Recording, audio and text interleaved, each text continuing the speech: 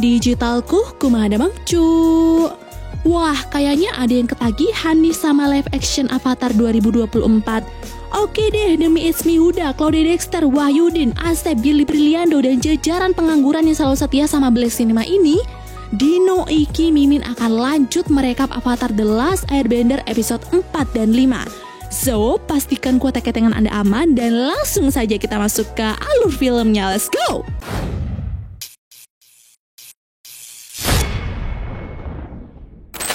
Usai kekacauan di pasar hari itu, Sokka menginterogasi Sai kenapa dia berkhianat dengan bekerja sama dengan negara api. Sai menjawab bahwa ia melakukannya dengan terpaksa karena negara api mengancam akan memusnahkan kota dan juga membunuh Theo jika Sai tidak mau bekerja sama dengan mereka. Sai sadar apa yang telah dilakukannya itu salah walaupun tujuannya untuk melindungi kota dan keluarganya. Tapi jika kita dihadapkan pada dua pilihan yang sulit, pasti tidak ada jalan lain selain melakukan apa yang musuh mau daripada orang yang kita sayang dilukai. Saat Sokka dan Theo berusaha untuk memaafkan kesalahan Sai, Katara datang dan memberitahu mereka bahwa kini Aang sedang dipenjara. Di sini Katara meminta Sai untuk membantu mereka masuk, tapi langsung ditolak karena menurutnya penjara bawah tanah Omashu itu sangat sulit ditembus karena sekelilingnya terdapat batu pejal atau semacam granit. Selain itu, pintu keluar masuknya hanya lewat istana.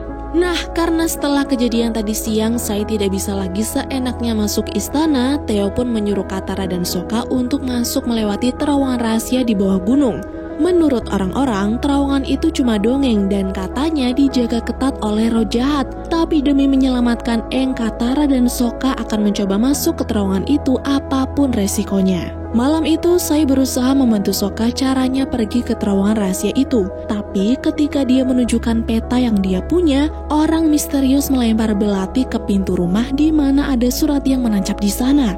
Ternyata surat itu dikirim oleh mata-mata negara api yang ingin datang untuk suatu tujuan. Awalnya Sai ingin mengabaikannya saja, tapi Sokka dan Theo menyuruh Sai untuk membiarkan mereka datang lalu beritahu istana untuk melakukan penyergapan. Setelah merapikan barang-barang yang nanti diperlukan, Katara pun bersiap untuk pergi. Tapi tiba-tiba Jet datang dan menuduh Katara sebagai pengkhianat karena menggagalkan rencana Jet dalam meledakan istana. Yakin apa yang dilakukannya itu sudah benar, Katara pun berusaha untuk menyadarkan Jet bahwa Jet ini sudah salah jalan. Dia berjuang bukan untuk kedamaian kotanya, tapi karena kebenciannya terhadap negara api sangatlah dalam sampai dia rela mengorbankan orang yang tidak bersalah demi mentuntaskan kebenciannya itu. Nah, karena tidak punya waktu lagi untuk berbasa-basi, Katara menahan Jet menggunakan kekuatannya agar dia tidak bisa menghalanginya dan pergi menuju terowongan rahasia bersama Sokka.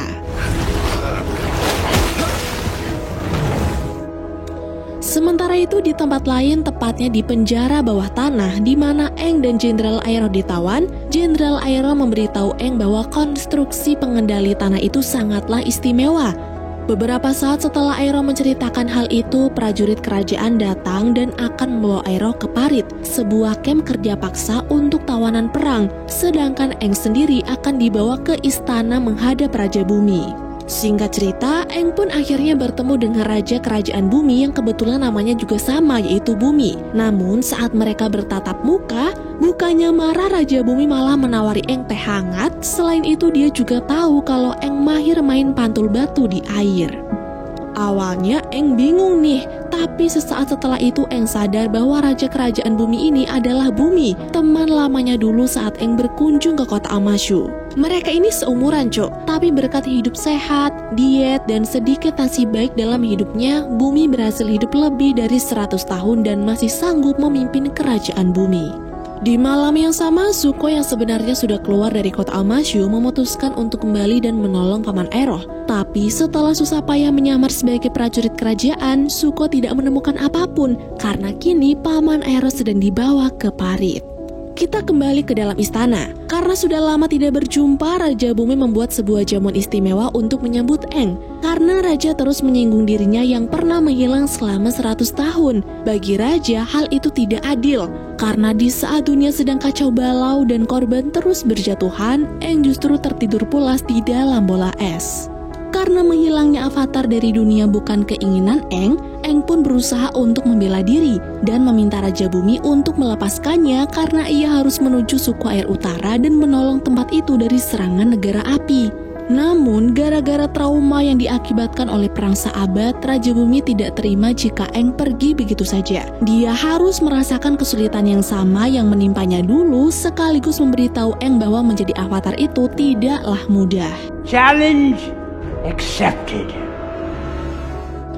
Singkatnya, ketika Katara dan Sokka sampai di sebuah gua, Katara dan Sokka bertanya kepada warga kota Omashu yang saat itu sedang bersenang-senang tentang keberadaan terowongan rahasia. Salah satu dari mereka kemudian menunjukkan terowongan tersebut dan sedikit menceritakan kisah tentang asal-usul terowongan rahasia tersebut. Jadi dulu ada sepasang kekasih bernama Oma dan Shu. Lalu karena seiring berjalannya waktu mereka dilarang untuk bertemu, kekuatan cinta pun menuntun mereka kepada si Gung Tanah yang kemudian mengajari mereka cara menjadi pengendali tanah pertama. Tapi suatu hari Oma tidak pernah datang karena terbunuh dalam perang dan Shu yang terpukul menggunakan kekuatannya untuk menghentikan perang dan menyatukan kedua desa hingga menjadi kota Omashu yang sekarang yang dijadikan sebagai monumen cinta mereka. Dari cerita itu, bapak ini sadar bahwa cinta bersinar di dalam kegelapan, sekalipun harus menelusuri terowongan rahasia yang katanya sudah memakan banyak korban. Lalu walaupun mendengar cerita menyeramkan dari terowongan ini, Sokka dan Katara tetap akan masuk ke sana dan berharap bisa secepatnya menolong Aang.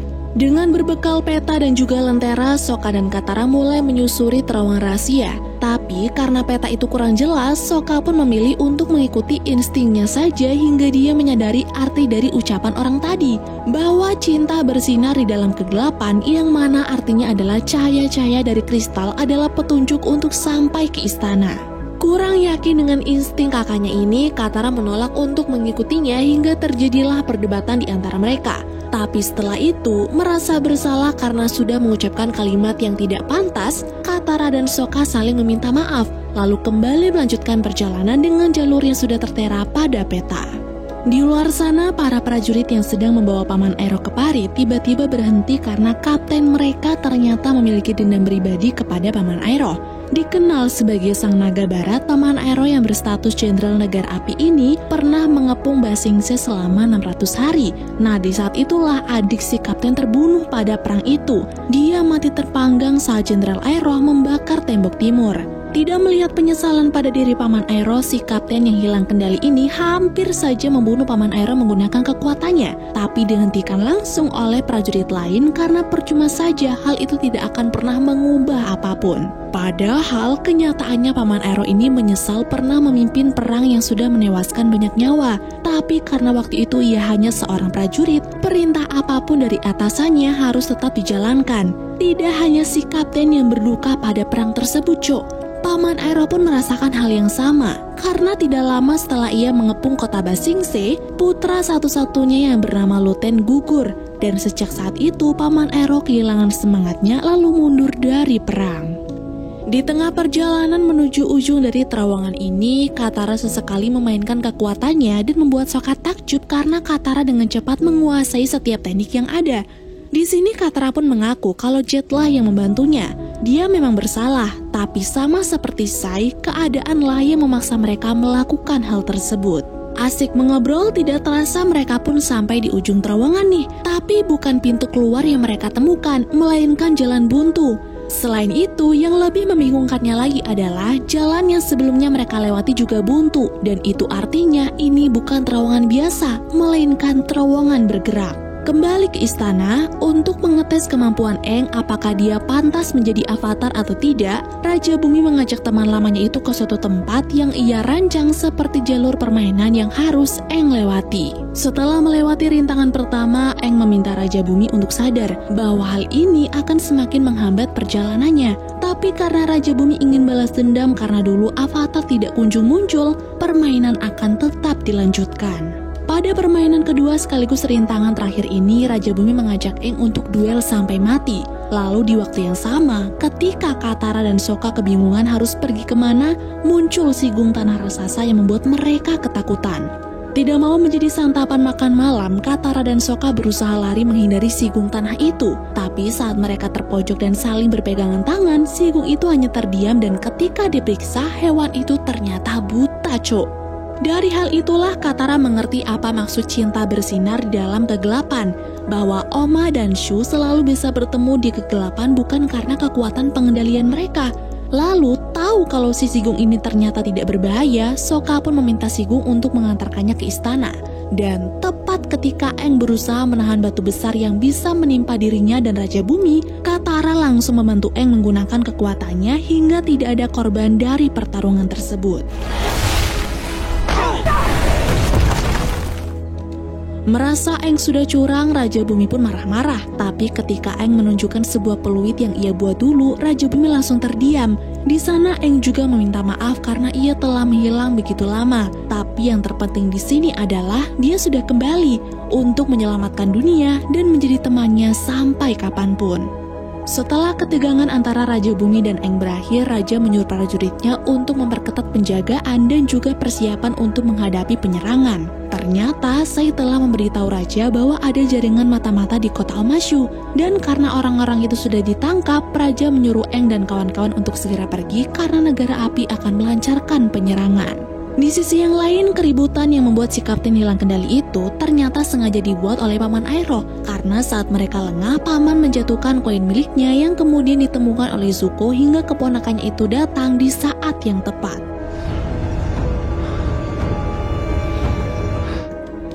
Dengan sangat mudah, Zuko pun mengalahkan prajurit kerajaan bumi lalu melepaskan rantai yang mengikat sang paman. Dan ketika pamannya itu bebas, semua prajurit yang ada langsung dibunuh, walaupun paman harus mendapatkan luka tusuk di punggungnya.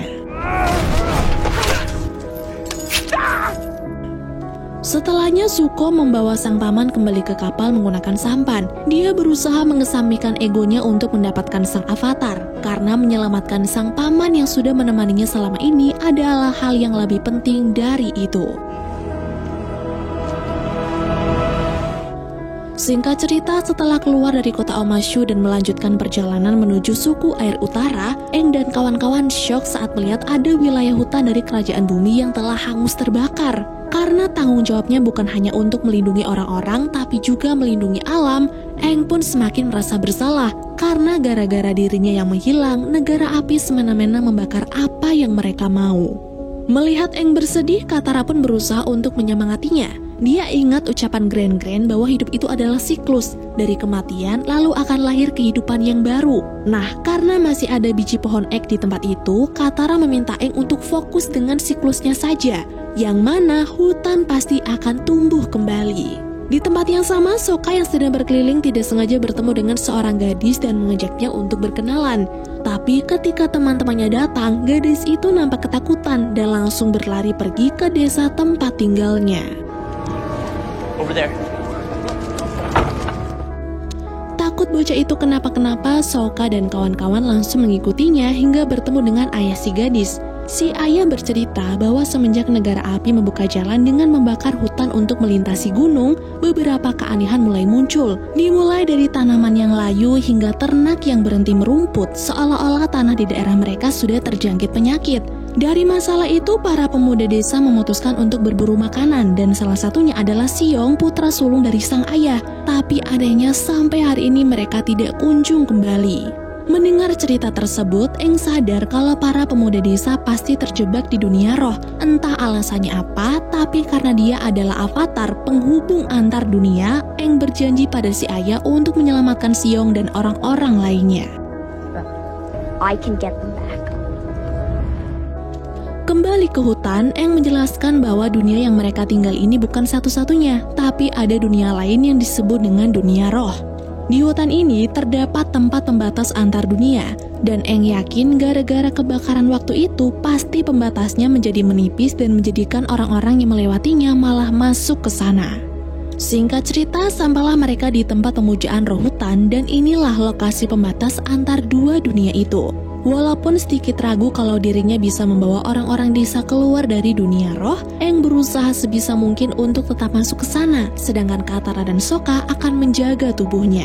Setelah bermeditasi cukup lama, Aang akhirnya berhasil masuk ke dunia roh. Tapi saat jiwa Aang keluar dari jasadnya, jiwa Katara dan Sokka juga ikut-ikutan keluar. Sebenarnya Aang juga bingung kenapa hal ini bisa terjadi. Tapi menurutnya mungkin gara-gara besarnya energi di tempat itu dan tipisnya pembatas serta kekuatannya yang membuat jiwa teman-temannya itu ikutan keluar. Di sisi yang berbeda, setelah kembali ke kapal, Zuko bertanya kepada Letnan Ji apakah ada tanda-tanda dari Avatar atau tidak. Di sini Letnan Ji bilang, dia mendapatkan info bahwa ada anak-anak yang sedang bermain es, tapi menurutnya info itu cuma bualan saja.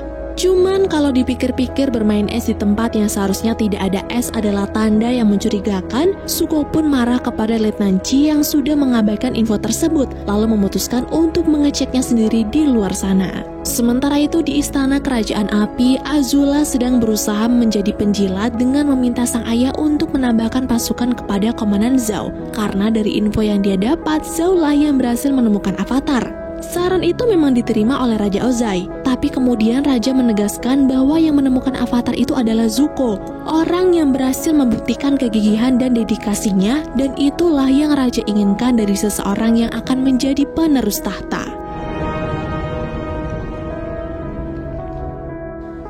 Masih berada di wilayah para pengendali tanah, Zuko dan Paman Aero pergi ke sebuah desa untuk mencari tahu tentang keberadaan pengendali air.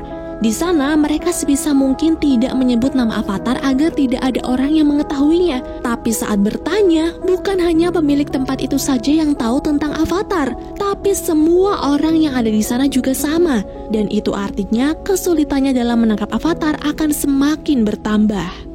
Di tempat yang sama, mereka bertemu dengan wanita pemburu bayaran bernama Jun yang sedang menangkap targetnya. Paman Aero tahu kalau pemburu bayaran adalah musuh untuk Zuko, karena bisa saja mereka juga mengincar Avatar. Tapi melihat Jun lihai dalam menangkap buruannya, Paman Aero justru memiliki ide untuk merekrutnya agar Zuko lebih mudah mendapatkan Avatar. Di dunia roh, Aang dan kawan-kawan memberanikan diri untuk menyusuri hutan dan mencari keberadaan orang-orang desa, sekaligus mencari cara agar mereka bisa keluar bersama-sama. Namun belum jauh mereka berjalan, burung hantu raksasa yang ternyata adalah roh pengetahuan ini mencoba memperingatkan Aang untuk membawa dua temannya keluar, karena jika manusia berlama-lama di dunia roh akan sangat berbahaya. Roh pengetahuan ini berkata, jika mereka tak segera keluar, makhluk jahat yang ada di tempat ini akan mengganggu Katara dan Sokka dengan memberitahu mereka sebuah kebenaran yang pasti tidak sanggup untuk diterima oleh mereka. Paham akan peringatan itu, Aang meminta izin untuk mencari orang-orang desa terlebih dahulu, lalu setelah itu ia dan kawan-kawannya akan segera keluar. Nah, karena Aang tidak tahu harus pergi kemana, roh pengetahuan menyuruh Aang untuk menemui seseorang yang tinggal di pondok batu yang tak jauh dari hutan, karena hanya dialah yang mungkin bisa membantu Aang dalam menemukan orang-orang tersebut. Selama dalam perjalanan, Aang menyuruh teman-temannya untuk tidak keluar dari jalur agar mereka tetap aman. Tapi karena tiba-tiba muncul roh hutan yang mengejar dan berniat menerkam mereka, Aang dan kawan-kawan pun terpaksa keluar dari jalur dan berpencar agar selamat karena di tempat itu mereka tidak bisa mengendalikan apapun. Ketika berpisah, Sokka terperosok ke tempat lain dan bertemu dengan seekor rubah dengan cincin di ekornya, yang mengatakan bahwa makhluk yang mengejar Sokka adalah Haibai, roh hutan yang sedang marah karena seseorang sudah melukainya. Sedangkan di sisi yang lain, Katara yang sedang memanggil teman-temannya tiba-tiba dikagetkan oleh seorang anak kecil yang membuatnya jatuh dan berpindah ke tempat tinggalnya di kutub selatan. Awalnya Katara berusaha untuk sadar, tapi saat melihat sang ibu ada di hadapannya, Katara pun langsung terlena dan lupa dia masih berada di dunia roh. Katara kemudian mengobrol dengan sang ibu dan Grand sambil belajar mengepang. Di sana dia juga mencoba untuk menunjukkan kekuatannya, tapi ternyata nggak bisa, Cok. Dan untungnya ibu tidak kecewa, karena dia yakin suatu saat nanti Katara pasti akan menjadi pengendali air yang sangat hebat. Sialnya, tepat setelah ibu mengatakan hal itu, negara api menyerang suku air selatan dan karena ibu tak ingin Katara celaka, dia menyembunyikan Katara di bawah meja, lalu berpura-pura menjadi pengendali air untuk melindunginya dari prajurit api. Melihat hal tersebut, Katara pun langsung menangis. Tapi tiba-tiba, jika Katara sudah ditunjukkan sebuah kebenaran tentang masa lalunya, sekarang gantian Sokka. Di sini Sokka baru saja berhasil menyelesaikan ujiannya, yaitu menghindari es. Dia pun diberi penanda keberhasilan dan dibangga-banggakan oleh sang ayah. Tapi ketika dia keluar dari ruangan itu, Sokka mendapatkan kebenaran bahwa sang ayah sebenarnya kecewa kepada Sokka. Dia memang berhasil lolos, tapi karena sebuah keberuntungan setelah menghancurkan kapalnya sendiri. Di tempat yang berbeda, Aang yang sedang mencari teman-temannya juga mendapatkan ilusi, di mana dia melihat kuil udara selatan masih utuh seperti dulu. Tapi karena dia adalah avatar, tentu saja ilusi itu tidak mempan baginya. Hingga Aang bertemu Koh, roh berwujud kaki 1000 yang menjadi dalang hilangnya Katara dan Sokka. It's my old friend, the Avatar. Karena jiwa avatar sebelumnya ada di tubuh Aang, Koh langsung mengenali Aang sebagai avatar dan memberitahu bahwa dulu avatar hampir membunuh dirinya. Mendengar itu, Aang pun bertanya kenapa avatar terdahulunya ingin membunuh Koh, dan Koh menjawab bahwa dia telah mencuri wajah orang terkasih avatar. Nah, karena avatar baru sudah datang, Koh pun bertanya balik nih, apakah kedatangan avatar ini untuk mengembalikan sesuatu yang sudah avatar sebelumnya curi? Tidak paham apa yang dikatakan oleh Koh, Aang memberitahu bahwa dia hanya ingin mencari teman-temannya. Tapi karena Koh berniat menyakitinya, Aang pun berlari keluar hingga menemukan pondok batu yang dikatakan oleh roh pengetahuan. Saat Aang masuk ke pondok itu, Aang kaget sekaligus senang karena melihat Gyatso di hadapannya. Aang kira ini hanyalah ilusi dari Koh, tapi ternyata yang di depannya ini memanglah biksu Gyatso. Mengetahui itu, Aang pun langsung memeluk Gyatso sambil mengungkapkan rasa rindunya. Mereka kemudian mengobrol dan diketahuilah bahwa Gyatso memilih untuk tidak berinkarnasi seperti pengendali udara yang lain karena ia yakin Aang pasti membutuhkannya. Di sini Aang menceritakan banyak hal tentang pengembaraannya, dimulai dari bertemu avatar Kyoshi sampai teman-temannya yang terjebak di dunia roh. Mendengar itu, Gyatso pun berkata bahwa itu ulah dari Koh, roh si pencuri wajah yang membelenggu korbannya dalam kenangan terburuk mereka. Roh itu pasti membawa orang-orang termasuk Katara dan Sokka ke sarangnya, lalu menahan mereka sampai Koh ingin menyantapnya. Jadi jika Aang ingin menyelamatkan mereka, Aang harus bertemu dengan Roku, avatar yang dulu berhasil mengalahkan Koh.